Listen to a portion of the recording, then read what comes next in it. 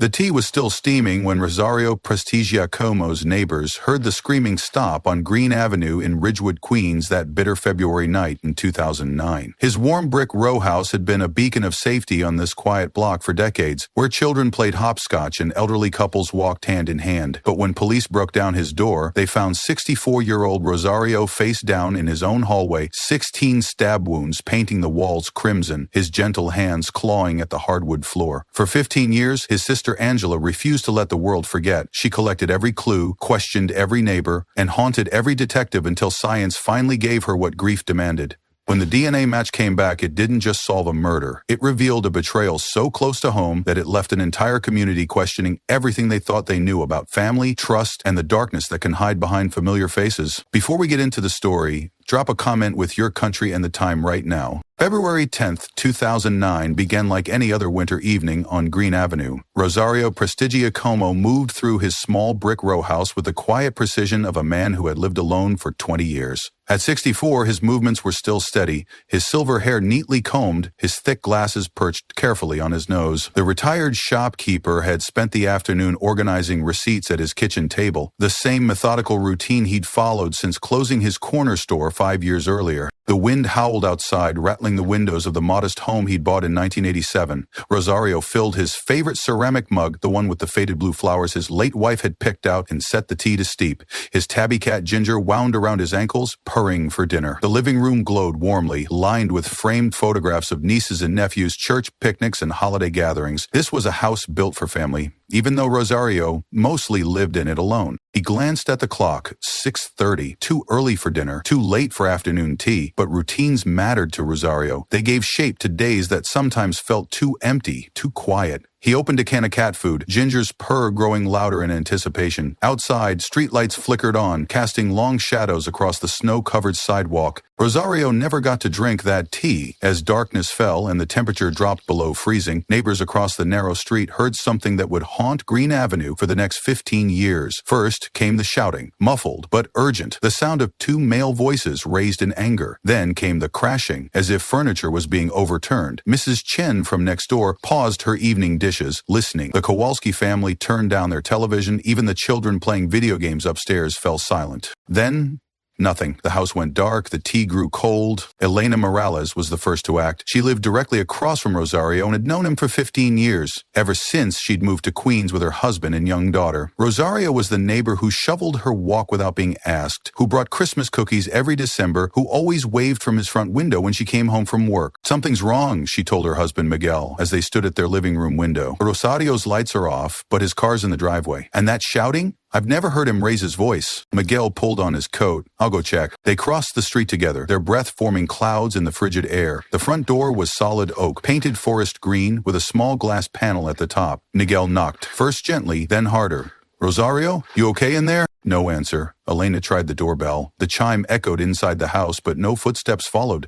Miguel pressed his face to the glass panel, cupping his hands around his eyes. I can't see anything. It's too dark. Other neighbors had gathered now, the Kowalskis from 2 doors down, Mrs. Chen with her coat thrown over her nightgown, teenage kids drawn by the growing crowd. Someone had called 911. The adults spoke in hushed, worried tones while children pressed close to their parents, sensing something terrible in the adult voices. When the police arrived, 2 patrol officers in a marked car, followed minutes later by an ambulance, the crowd stepped back onto the sidewalk. Officer Martinez tried the door first. Locked. He walked around to the back of the house, his flashlight beam dancing across the small fence yard, also locked. We're going to have to break it down, he told his partner. The green door splintered on the second kick. The officers entered with flashlights drawn, calling Rosario's name. Elena watched from across the street, her heart hammering as the beams of light moved through the darkened rooms. Then Officer Martinez's voice cut through the night air. We need an ambulance, now. The scene inside Rosario's house would be burned into the memory of everyone who saw it. The normally tidy living room was chaos. Overturned chairs, scattered magazines, a lamp shattered on the hardwood floor, but it was the hallway that drew the officers' immediate attention.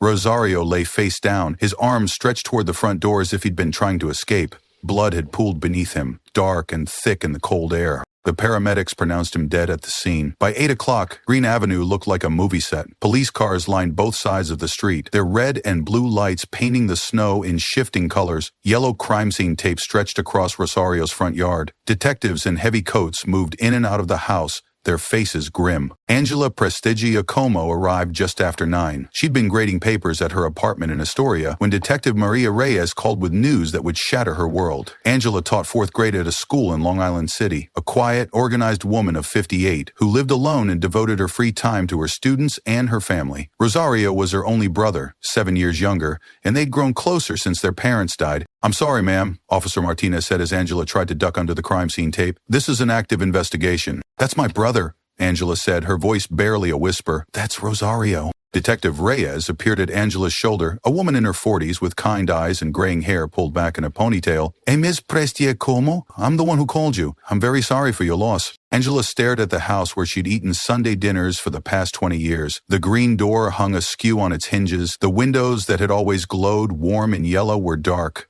"What happened to him?" "We're still investigating, but I need to ask, did your brother have any enemies? Anyone who might want to hurt him?" Angela's laugh was sharp and bitter. "Rosario? He fed stray cats. He gave candy to kids on Halloween. He hadn't worked in 5 years, so he had no business disputes. He never married, never had kids. His biggest argument was with the grocery store checkout girl who bagged his bread with the canned goods." Detective Reyes made notes in a small pad. "What about family disputes? Money issues?" "We're not a wealthy family, Detective. Rosario owned this house and had a small pension. That's it." Angela wiped her eyes with the back of her hand. "Who found him?" "The neighbors. They heard shouting around 6:30, then silence. When he didn't answer his door, they called us." Angela looked across the street where Elena Morales stood with her arms wrapped around herself, watching the police work. Their eyes met, and Elena raised her hand in a small, sad wave. The funeral filled St. Bartholomew's Catholic Church to capacity. Rosario had been a fixture at 8 o'clock Mass for 15 years, sitting in the third pew on the left side, always alone, but always dressed nicely. Father Rodriguez spoke about a man who lived quietly but generously, who helped without being asked, who treated everyone with dignity. Angela sat in the front row, flanked by cousins from New Jersey and old friends from the neighborhood. She wore black, a simple dress that made her look smaller and more fragile than her 58 years. In her hand, she clutched Rosario's rosary, the wooden beads worn smooth from decades of prayer. Rosario was the kind of man who made the world a little gentler, Father Rodriguez said from the pulpit. He never sought attention or praise. He simply lived with kindness. After the service, neighbors gathered in the church hall for coffee and sandwiches. Angela accepted condolences with quiet grace, but Detective Reyes noticed she watched faces carefully, studying expressions, filing away every comment. This was a woman who missed nothing, a teacher's trait that might serve the investigation well. "Did Rosario ever mention feeling threatened?" Detective Reyes asked during a brief private conversation. "Never. He was the most trusting person I knew. Sometimes I worried it would get him in trouble." Angela's voice caught. "I guess it did." The detective handed Angela her business card. "We're going to find who did this, but I need you to think about anyone, family, neighbors, acquaintances who might have had a problem with your brother, even something that seemed small at the time." That evening, Angela returned to Rosario's house for the first time since the murder. The police had released the scene, but the front door still bore the scars of forced entry. Inside, the house felt different, colder, emptier. The living room had been cleaned, but Angela could see the outline where the blood had been scrubbed from the hallway floor. She sat in Rosario's favorite chair and looked around the room that had hosted so many family gatherings, birthday parties, holiday dinners, casual Sunday visits. The walls were lined with photographs spanning decades, children who were now adults, celebrations that felt like another lifetime. Who had done this, and why? The crime lab results arrived 3 weeks later, and for the first time since the murder, Detective Reyes felt cautiously optimistic. The blood samples told a clear story. Most belonged to Rosario, but mixed with his blood was a second DNA profile, male, unknown, and likely from the killer. "He'd fought back," the lab technician explained to Detective Reyes and her partner, Detective Thomas Rourke. "Your victim has defensive wounds on his hands and forearms. He managed to scratch or cut his attacker." Detective Rourke, a gruff 20-year veteran with salt and pepper hair, nodded grimly. "So the killer's blood is mixed with the victim's?" "Exactly. We've got a clean profile to work with." Detective Reyes called Angela immediately. "We have DNA from the killer. We're running it through state and federal databases. This could be the break we need." For the first time since Rosario's death, Angela felt something like hope stir in her chest. She'd been existing in a gray fog of grief and shock, going through the motions at work, barely eating, sleeping fitfully. But DNA was science. DNA was proof. DNA would find her brother's killer. "What happens now?" she asked. "We wait. If this person has ever been arrested or served in the military, they'll be in the system. We should know within a few days." Angela spent those days in a strange state of anticipation. She found herself checking her phone constantly, jumping every time it rang. She researched DNA analysis online, learning about genetic markers and database searches. At school, her students noticed she seemed distracted, but she couldn't focus on anything except the possibility that justice might finally come. The call came on a Thursday evening. "I'm sorry, Angela," Detective Reyes said without preamble. "No matches. The DNA profile isn't in any database we have access to." The hope that had sustained Angela for a week crumbled in an instant. What does that mean? It means whoever killed Rosario has never been arrested for a serious crime. At least not in any jurisdiction that contributes to the databases we search. Angela sank into her kitchen chair, the phone heavy in her hand. "So we have nothing. We have the DNA. If we ever find a suspect, we can match it. But right now, we have to look at other angles." As winter turned to spring, the investigation began to feel like it was treading water. Detective Reyes and her partner interviewed dozens of people, neighbors, former customers from Rosario's store, church members, distant relatives. They found no enemies, no debts, no obvious motives. Rosario had lived a remarkably unremarkable life. But Angela noticed something troubling happening in the neighborhood. Conversations stopped when she walked by. Neighbors who used to wave from their porches now avoided eye contact. At the grocery store, she overheard Mrs. Chen whispering to another woman, "Maybe he had secrets. You never know what goes on behind closed doors." The suggestions were subtle but persistent. Maybe Rosario had gambling debts. Maybe he'd been involved with the wrong people. Maybe his quiet life was a cover for something darker. The community that had rallied around Angela immediately after the murder was now looking for explanations that wouldn't shatter their sense of safety. Angela started keeping a notebook. She wrote down every rumor, every whispered suggestion, every sideways glance. She clipped every newspaper article, saved every police update. Her small apartment began to look like a detective's office, with boxes of materials organized by date and topic. Elena Morales tried to be supportive, but even her kindness felt strained. "You need to take care of yourself," she said during one of their conversations. "Rosario wouldn't want you to stop living." "I'm not stopping living. I'm trying to find out who killed my brother." "The police are doing that." "Are they?" Angela's voice was sharper than she intended. "When's the last time you saw a detective on this street?" Elena didn't answer, but her expression said enough. The investigation had moved from urgent to routine to nearly forgotten. Life on Green Avenue was returning to normal, and Angela was the uncomfortable reminder of something everyone wanted to put behind them. That night, Angela sat at her kitchen table and made a decision. The police had their jobs and their other cases. The neighbors had their need for comfort and normalcy. But Rosario had only her, and she would not let the world forget what had happened in that house. She bought a larger notebook and began organizing everything she'd collected. If she was going to solve this herself, she needed to be systematic about it. By summer, the case file officially moved to the Cold Case Division. Detective Reyes explained this to Angela during a meeting at the Queens District Attorney's Office, trying to soften the bureaucratic blow. "It doesn't mean we're giving up. It just means we're not actively working it every day." Mark Donnelly from the DA's office was there too, a sharp-dressed man in his 40s with prematurely gray hair and intense eyes. He spoke in the careful language of prosecutors, managing expectations without destroying hope entirely. "We'll review any new evidence that comes to light, and if we develop a suspect, the DNA evidence gives us a strong foundation for prosecution." Angela sat across from them at a conference table covered with file folders and legal pads. 6 months had passed since Rosario's murder, and she looked older, thinner, worn down by grief and frustration. "So that's it? Case closed?" "Case inactive," Detective Reyes corrected. "There's a difference." But Angela knew the difference was largely semantic. Inactive cases gathered dust. They became statistics, file numbers, forgotten names. She thought about Rosario's tea growing cold on that February night, about the way his house now sat empty and dark, about the green door that would never be fully repaired. That evening, Angela did something she'd been avoiding for 6 months. She used her key to enter Rosario's house. The real estate agent had been pressuring her to clean it out so it could be sold, but she'd kept postponing the inevitable. Now, stepping into the silent rooms, she understood why. Everything was exactly as Rosario had left it. His coffee mug in the sink, his reading glasses on the side table, his coat hanging in the hallway closet. The house was a museum of an interrupted life, and disturbing it felt like erasing the last traces of her brother's existence. Angela walked through each room slowly, touching familiar objects, remembering the man who had lived here. In the kitchen, she found his appointment book, still open to February 10th. Dentist 2 p.m. was written in his careful handwriting. He kept that appointment, then come home to die. He made a decision that night. She would not sell the house.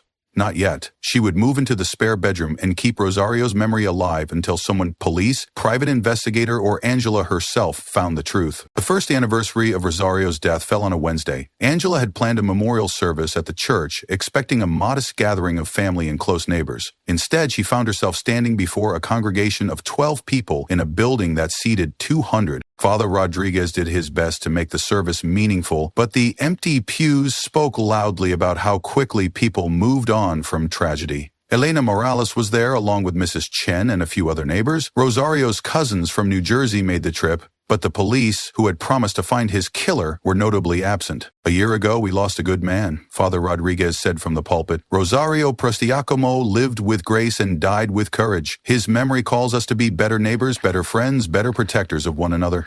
After the service, Angela stood on the church steps as people offered their condolences and promised to keep Rosario in their prayers. She smiled and thanked them, but inside, she felt the crushing weight of time passing without answers. Elena walked with her back to Green Avenue. You know you can't do this forever, she said gently. Living in that house, keeping everything exactly like he left it, it's not healthy. I'm not ready to let go. I'm not talking about letting go, I'm talking about living. Rosario would want you to live. But that night, alone in Rosario's house, Angela lit a candle and sat in his favorite chair. She opened her notebook to a fresh page and wrote the date at the top. Underneath, she wrote a promise. I won't stop looking. I won't forget. Outside, Green Avenue slept peacefully. Children would play hopscotch on the sidewalk tomorrow. Neighbors would wave from their porches. Life would continue its steady rhythm. But in the house with the broken green door, time had stopped on February 10th, 2009, and Angela intended to keep it that way until justice finally came. The years blurred together in a strange suspension of normal time. Angela moved fully into Rosario's house in 2011, renting out her own apartment and establishing a new routine that revolved entirely around her brother's memory. She kept his bedroom exactly as he'd left it, bed made with hospital corners, clothing folded in precise stacks, reading glasses on the nightstand next to a bookmark still marking page 127 of a mystery novel he'd never finished. The house became a strange kind of shrine. Angela cleaned obsessively, dusting the same surfaces Rosario had touched, watering the plants he'd tended, even buying the same brand of cat food for Ginger, who had grown old and arthritic but refused to abandon the routines her master had established. Neighborhood children dared each other to ring the doorbell, spinning wild stories about the murder house and the woman who lived there like a ghost. Their parents scolded them for being disrespectful, but Angela noticed they crossed to the other side of the street when walking past. The house had become uncomfortable evidence of how quickly safety could be shattered. During this time, Angela's notebooks multiplied. She had volumes now, organized by year, by topic, by potential leads. She tracked down former customers of Rosario's store, interviewed distant family members, researched similar crimes in Queens. She learned the language of police reports and forensic science. She became an expert in her brother's murder, though expertise without answers felt like a special kind of torture. Every few months, she called Detective Reyes for updates. The conversations grew shorter and more frustrating over time. Nothing new to report. Still reviewing old evidence. We'll call you if anything develops. Angela understood she had become an obligation, a grieving sister who couldn't accept that some crimes simply went unsolved. But acceptance was impossible when she still lived surrounded by Rosario's things, when she still saw his reflection in every mirror, when she still set 2 plates for dinner before remembering she was alone. The neighborhood changed around her. New families moved in, drawn by the modest home prices and tree-lined streets. They didn't know about the murder, didn't understand why the woman in the house with the patch green door kept such strange hours and rarely spoke to anyone. To them, Angela was just another aging spinster, probably eccentric, possibly crazy. By 2014, Angela had been living in Rosario's house for 3 years, and the weight of isolation was crushing her. At the school where she taught, colleagues whispered about her growing oddness. She'd always been quiet and methodical, but now she seemed almost ghostly, present in body but mentally elsewhere. The principal, Mrs. Santos, finally called Angela into her office for a conversation that had been building for months. Are you okay? Really okay? Because if you need time off, if you need to talk to someone, Angela knew what she meant. Grief counseling, therapy, the assumption that she was mentally unstable rather than morally committed. I'm fine. My teaching evaluations are still strong. Your teaching is fine, but you're not fine. You've lost weight. You seem distracted. Other teachers are concerned. That evening, Angela stood in Rosario's kitchen and confronted the truth she'd been avoiding. She was disappearing into this house, into this investigation, into this obsession with justice that felt less like hope and more like quicksand. But she also knew that that stopping would mean accepting that Rosario's killer would never face consequences. She tried therapy for 6 months, sitting in Dr. Patricia Wendell's office twice a week, talking about grief and acceptance and the difference between honoring memory and living in the past. Dr. Wendell was kind but direct. "You're not investigating anymore," she said during one session. "You're performing a ritual, going through the motions, because stopping would mean admitting your brother is really gone. My brother is gone, his killer is not. And what will happen when you find the killer? Will that bring Rosario back?" Angela didn't answer because they both knew the truth. Finding the killer wouldn't restore her brother or repair her life, but it would mean that somewhere in the world, justice still mattered. It would mean that some people couldn't simply disappear without consequences. Outside Dr. Wendell's office, Queens continued its relentless march toward the future. New businesses opened on old corners. Young families pushed strollers down sidewalks where Angela and Rosario had walked as children. The world was healing and growing and forgetting, and Angela felt left behind by the simple passage of time. The 15-year mark passed without ceremony in February 2024. Angela was 63 now, her dark hair completely gray, her face lined with the particular exhaustion of prolonged grief. The house on Green Avenue had become legendary in the neighborhood, the place where time stopped, where a woman lived among ghosts, where the past refused to stay buried. Angela's notebooks filled an entire bookshelf now. 15 years of research, rumors, dead ends, and false hopes. She could recite the basic facts of the case from memory. 16 stab wounds, defensive injuries, unknown male DNA, no matches in any database. She knew the names of every detective who had worked the case, every lab technician who had processed evidence, every neighbor who had been interviewed. But knowledge without resolution was its own form of suffering. Angela had become an expert in her brother's death while learning nothing useful about how to live with it. The house itself was deteriorating around her. The roof leaked in 2 places. The heating system wheezed through winters. The green front door, patched and repainted multiple times, still didn't hang quite right. Angela fixed what she could and ignored what she couldn't, as if maintaining the physical structure might somehow preserve the possibility of answers.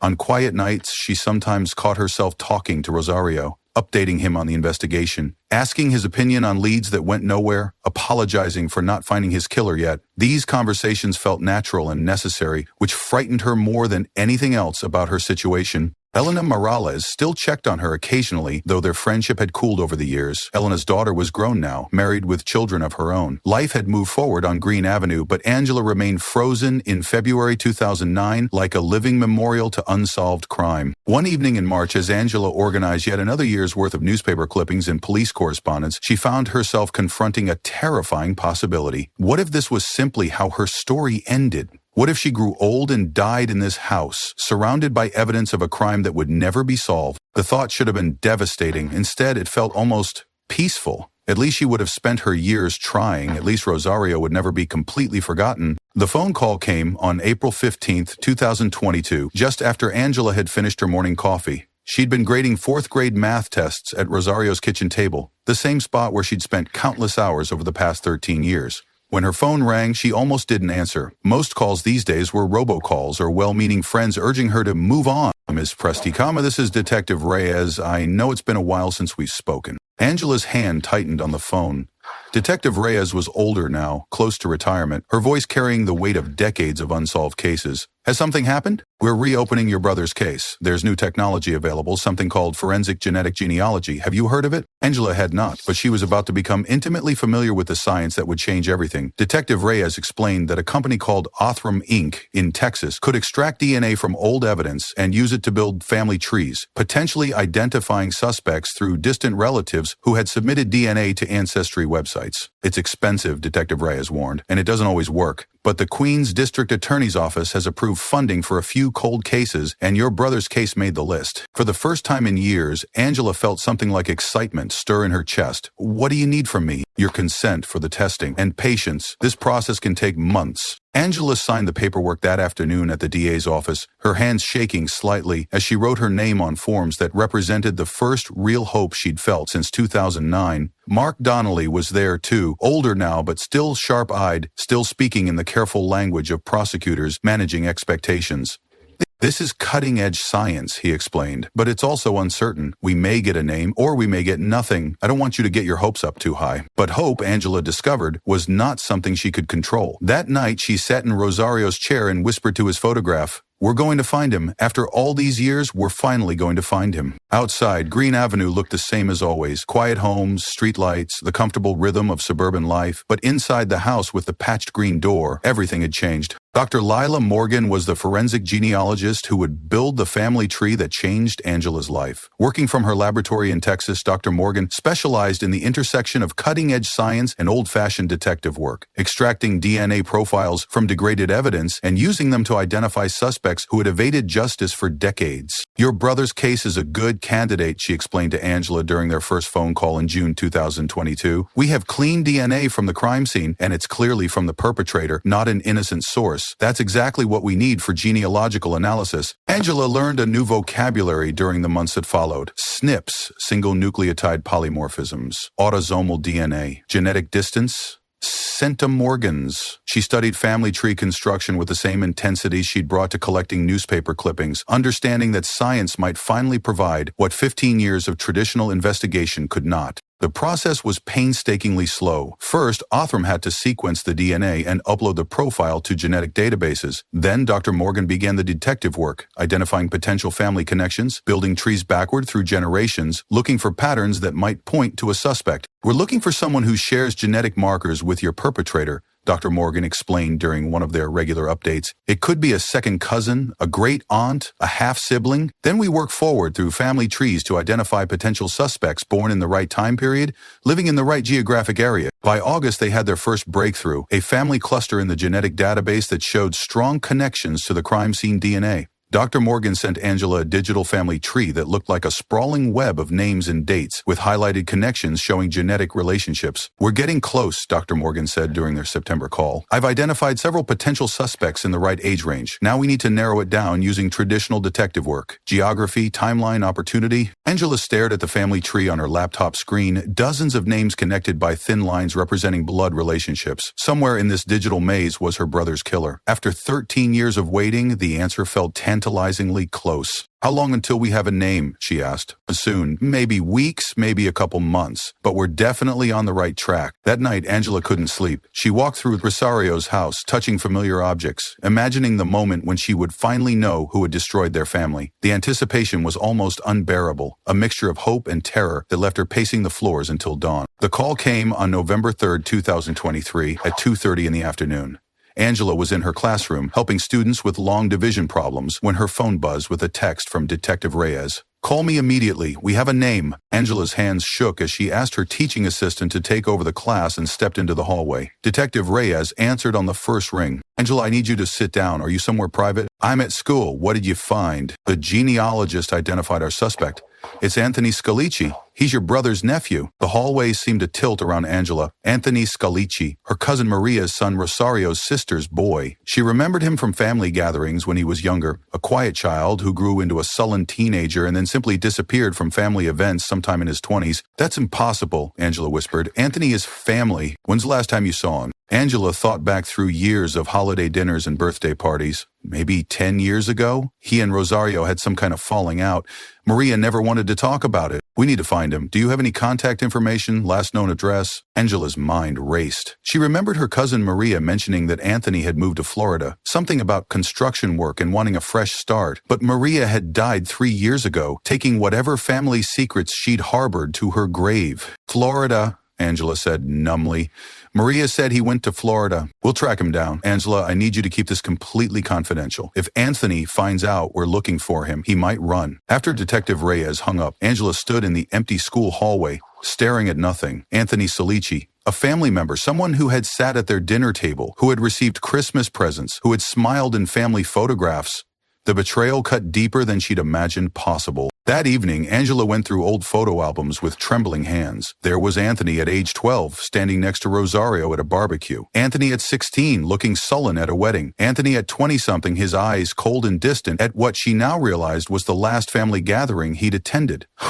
She found one photo that made her gasp. Rosario and Anthony together at someone's birthday party, maybe 8 years ago. Rosario had his arm around Anthony's shoulders, smiling warmly. Anthony's expression was unreadable. his eyes focused somewhere beyond the camera. Angela tore the photo in half, separating uncle from nephew, then she threw Anthony's half in the trash. Detective Thomas Rourke had worked cold cases for 15 years, but traveling to Florida in January 2024 to surveil a murder suspect still gave him a familiar thrill. Anthony Scalici lived in Boynton Beach, in a modest apartment complex near the highway. He worked construction, kept to himself, and had no idea that 15 years after committing murder, science had finally caught up with him. Angela couldn't eat, couldn't sleep, couldn't focus on anything except the knowledge that they were so close to answers. Detective Reyes called with updates from the surveillance operation. Anthony left for work at 7:30 each morning, stopped at a diner for lunch, came home around 6, rarely went out in the evenings. He looks older, obviously, Detective Reyes reported, but he matches the physical description we have from the family photos you provided. We just need something he's touched. A discarded cup, a cigarette butt, anything with his DNA on it. The waiting was agony. Angela paced Rosario's house at night, imagining Anthony living his normal life in Florida while her brother lay in Queens Cemetery. How had he slept these past 15 years? Had he ever thought about what he'd done? Had he felt any guilt or remorse? The breakthrough came on a Wednesday morning. Detective Rourke followed Anthony to his usual diner, a family place called Mel's Kitchen, where construction workers gathered for coffee and gossip before starting their shifts. Anthony ordered eggs over easy, wheat toast, black coffee. He ate methodically, reading a newspaper, occasionally nodding to other regulars.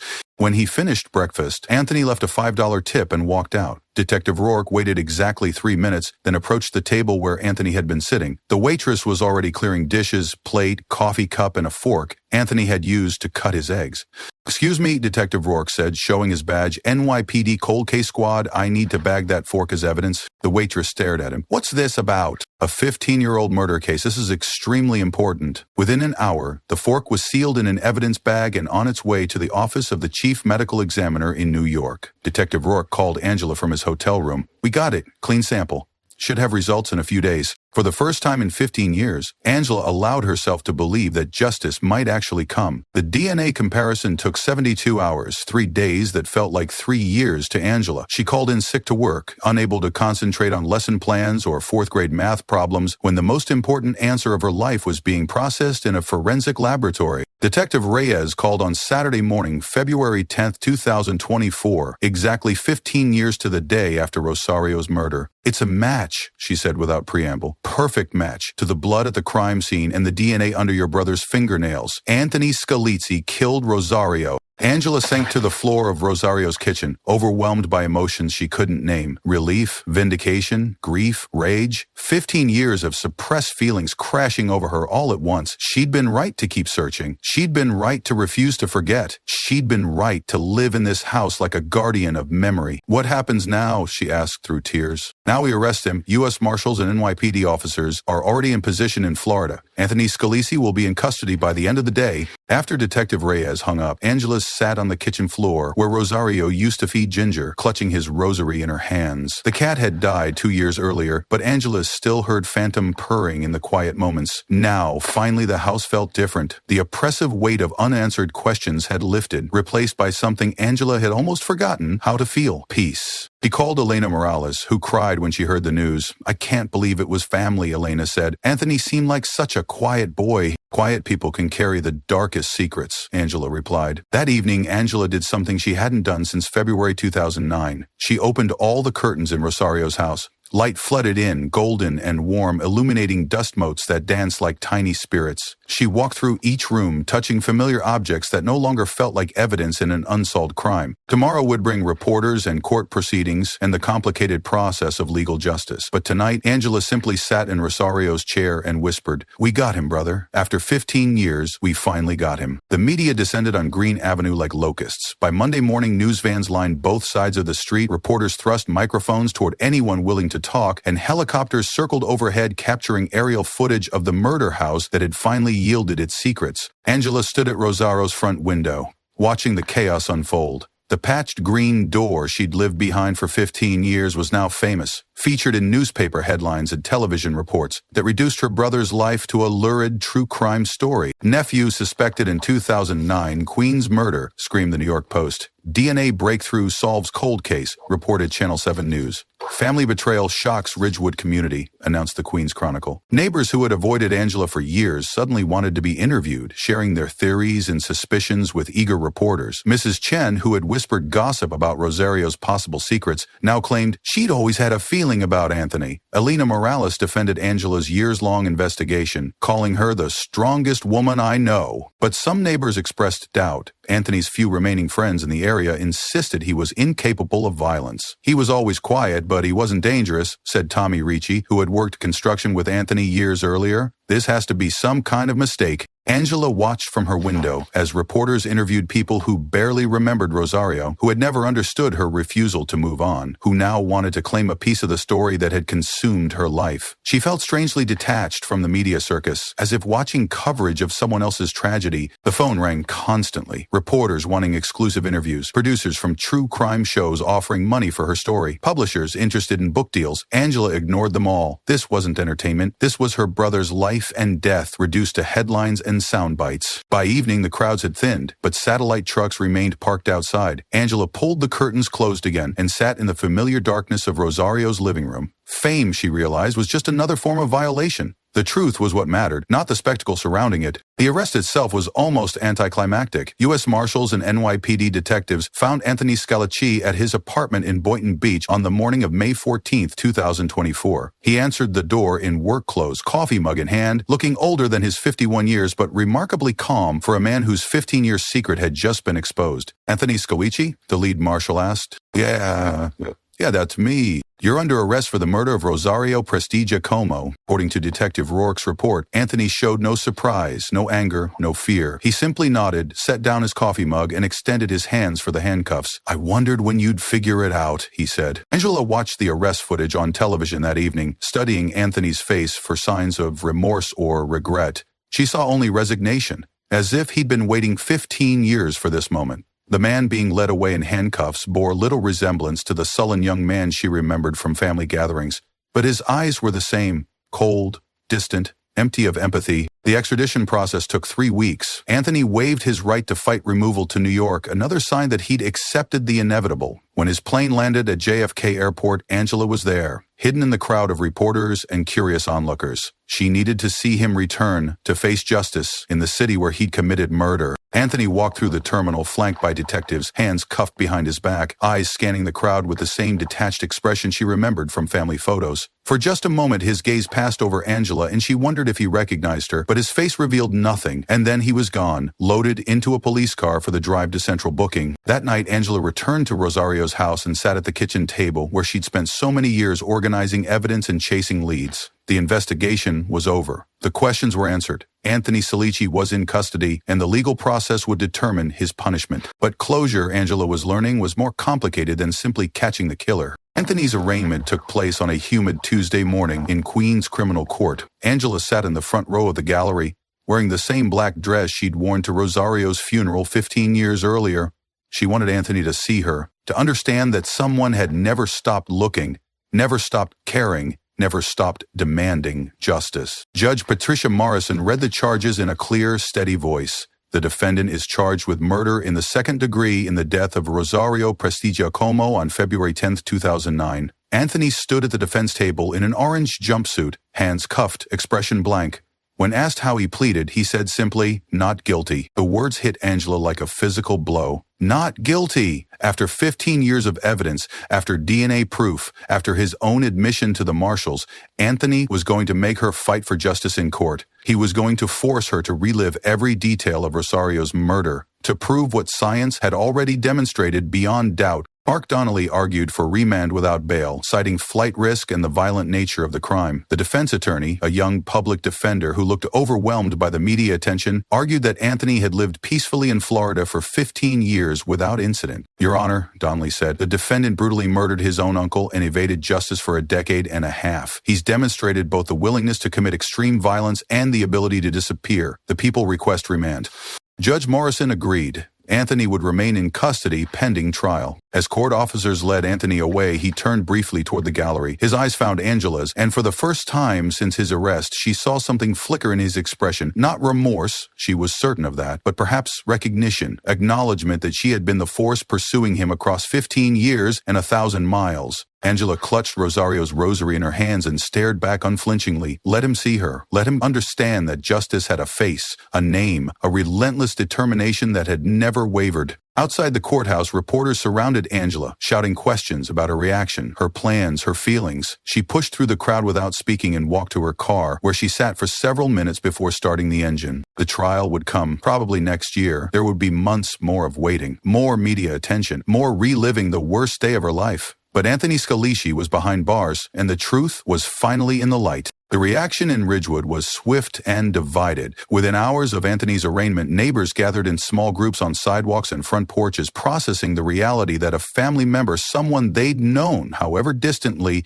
had committed the murder that had haunted their community for 15 years. Elena Morales organized an informal block meeting that evening, partly to discuss the news and partly to figure out how to support Angela. About 30 people crowded into the community center basement, a mix of longtime residents who remember the original investigation and newer families who had only heard whispered stories about the murder house. I feel like we owe Angela an apology, said Mrs. Chen, looking older and more fragile than she had 15 years earlier. Some of us doubted, some of us wondered if Rosario had secrets. We were wrong, but not everyone was ready for collective guilt. Tommy Ricci, who had worked with Anthony years earlier, shook his head. DNA can be wrong. Lab errors happen. I knew Anthony and he wasn't violent. There's got to be more to this story. Others nodded in agreement. The idea that a neighbor's nephew, someone who had attended their barbecues and holiday parties, could be a killer was too disturbing to accept easily. It was simpler to believe in police mistakes or laboratory contamination than to confront the possibility that they had never really known Anthony at all. Angela didn't attend the meeting, but she heard about it from Elena later that night. People are struggling, Elena explained as they sat in Rosario's living room. It's easier to blame than to accept that we all missed the signs. What signs? Angela asked. Anthony was quiet and antisocial, but plenty of people are quiet and antisocial without being killers. The only person who really knew what he was capable of was Anthony himself. Still, the divided community reaction stung. After 15 years of isolation and obsession, Angela had hoped the arrest would bring some measure of vindication. Instead, it seemed to create new fractures, new reasons for neighbors to choose sides and assign blame. That night, she stood at Rosario's front window and looked out at Green Avenue. The media vans were gone, but the street lights illuminated the same peaceful suburban scene that had existed before the murder, before the investigation, before the arrest. Nothing fundamental had changed, except now everyone knew that monsters could hide behind familiar faces. Preparing for trial consumed the rest of 2024. Mark Donnelly from the DA's office met with Angela regularly, walking her through the evidence, preparing her for testimony, managing her expectations about the legal process ahead. The DNA evidence is ironclad, he assured her during one of their meetings. Anthony's blood at the scene, under your brother's fingernails, mixed with Rosario's blood throughout the house. No contamination, no chain of custody issues, no laboratory errors. This is as strong as forensic evidence gets. But DNA was only part of the story. Donnelly also had to establish motive, opportunity, and Anthony's connection to Rosario. That meant reconstructing 15 years of family history, understanding the relationship between uncle and nephew, figuring out what had driven Anthony to violence that February night. Angela provided what information she could, but realized how little she actually knew about the family dynamics that had led to murder. Rosario had mentioned arguments with Anthony, bitter feelings about money or respect, but he'd never gone into detail. Now both men were beyond questioning, one dead, the other silent behind his not guilty plea. The prosecution team interviewed surviving family members, looking for clues about the relationship between Rosario and Anthony. Cousins remembered holiday tensions, whispered arguments, Anthony's sudden absence from family gatherings, but no one could point to a specific incident that might have triggered violence. Sometimes there isn't a dramatic motive, Donnelly explained.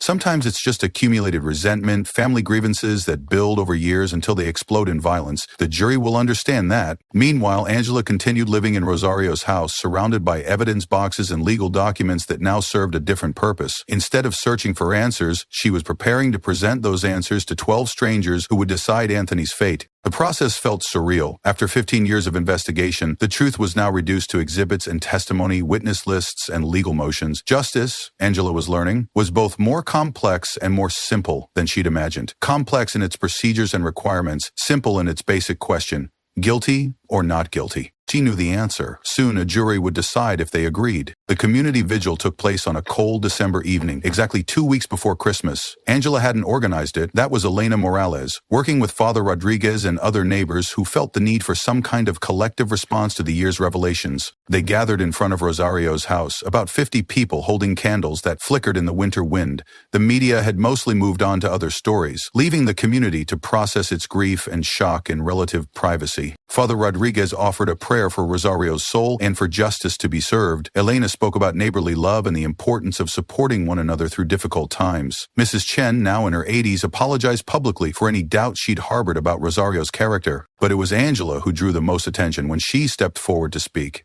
She looked fragile in the candlelight, 15 years older than the grief-stricken woman who had first stood on this sidewalk demanding answers. "My brother Rosario was a good man," she said, her voice carrying across the quiet street. "He didn't deserve what happened to him. Our family didn't deserve 15 years of not knowing who was responsible. This community didn't deserve to live with fear and suspicion." He paused, looking at the faces gathered around her. Neighbors who had supported her, neighbors who had doubted her, neighbors who had simply wanted the whole thing to go away. Truth took 15 years to surface. It didn't heal everything. It didn't bring Rosario back, but it gave us something we lost that night in February: the ability to breathe freely again, to trust in justice, to believe that some wrongs can still be made right. After the vigil, people lingered on the sidewalk, talking quietly, reluctant to break up the gathering. Angela accepted condolences and expressions of support, but she was tired, bone-deep exhausted from 15 years of carrying the weight of unsolved murder. As the crowd dispersed, Elena walked with Angela to the front door of Rosario's house.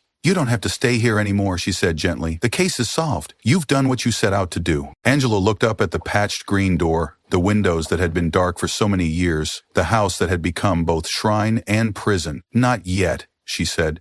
"Not until the trial is over. Not until justice is really finished." Spring came early to Green Avenue in 2025, and for the first time in 16 years, Angela found herself noticing the changing seasons. She opened Rosario's windows to let in fresh air, planted flowers in the small front garden he had tended, began the slow process of deciding what to keep and what to finally let go. The trial was scheduled for June, giving her a few more months to prepare emotionally for the final chapter of her long quest for justice. But the house itself was already changing, becoming less of a memorial and more of a home, where healing might finally be possible. Angela had made a decision. After the trial, she would sell the house and move somewhere new, not to forget Rosario or abandon his memory, but to start living her own life again. She was 64 years old, the same age Rosario had been when he died, and she'd spent nearly a quarter of her life seeking answers to his murder. On a warm afternoon in May, she began the process of carefully packing Rosario's belongings. His clothes would go to charity. His books would go to the local library. His photographs would come with her, wherever she decided to go next. But the obsessive collection of evidence, the years of newspaper clippings and police reports, the notebooks filled with theories and leads, those would stay behind, part of the house's history, but no longer the center of her existence. As she worked, Angela found herself remembering not just Rosario's death, but his life. His laughter at family gatherings, his patience with children, his gentle way of caring for stray cats and aging neighbors. Those memories had been buried under years of grief and investigation, but now they surfaced again, precious and intact. That evening, she sat in Rosario's chair one last time and looked around the living room that had been frozen in time since February 2009. Tomorrow, a cleaning service would come to scrub away the last traces of the crime scene that had defined this space for so long. Soon, sunlight would fill rooms that had been shadowed by tragedy. Children rode their bikes past the house as dusk fell, their laughter drifting through the open windows. Angela smiled, the first genuine smile she could remember in years, and whispered to her brother's photograph, "Justice took 15 years. It did not heal everything, but it gave us back our breath."